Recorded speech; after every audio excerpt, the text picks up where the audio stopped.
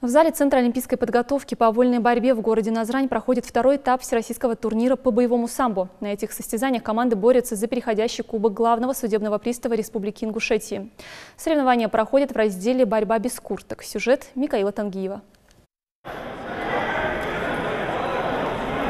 Первыми на ковер выходят участники весовой категории свыше 90 килограмм. Борьба обещает быть напряженной, и участники готовы биться за победу до последнего. Одним из ключевых моментов поединки является попытка запутать своего соперника обманными движениями. Но Магомед борец не из робкого десятка, и любое желание соперника провести прием он оборачивает в свою пользу, используя так называемую тактику нападения в защите. И это приносит свои плоды. В итоге счет 3-0 в пользу борца в красном. Турнир готовится здесь, еще кубок каях,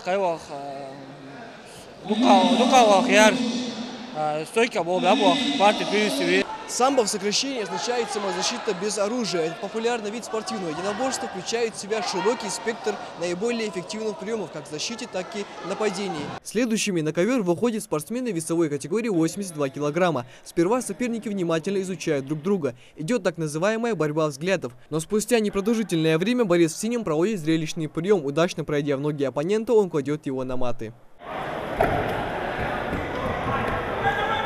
Соперник предпринял попытку встать на ноги, но Ибрагим тут же пресек это желание. Ну а далее в партере наш герой чувствует себя как рыба в воде. Не дав сопернику шанса отыграться, по результатам всех баллов ему присуждается победа. Ибрагим делится, что не собирается останавливаться на достигнутом. Соперник хороший был тоже, я его примерно так знал, как с ним надо бороться.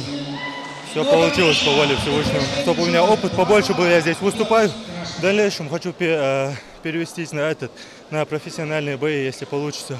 В огромном зале Центра олимпийской подготовки собралось множество зрителей, чтобы стать свидетелями зрелищных поединков. Здесь и дедушка одного из участников турнира, который пришел поддержать своего внука. Как он отметил, подобные соревнования положительно сказываются на подрастающей молодежи.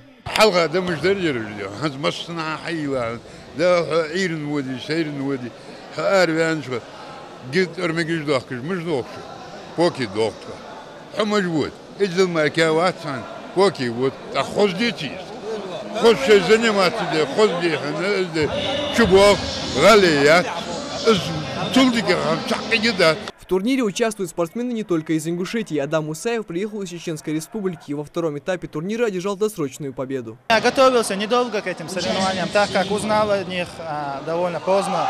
Примерно за 2-3 дня. Я даже вес согнать не успел. Как и положено на подобных турнирах, неподалеку всегда дежурит бригада врачей на случай, если участники получат травму. Здесь заявлены весовые категории от 33 до 90 килограмм и выше. Соревнования проходят 2 этапа. Обслуживают эти поединки судьи международного класса. Председателем судейской коллегии выступил вице-президент Федерации боевого самбо России. Всего более 400 участников собрал этот турнир.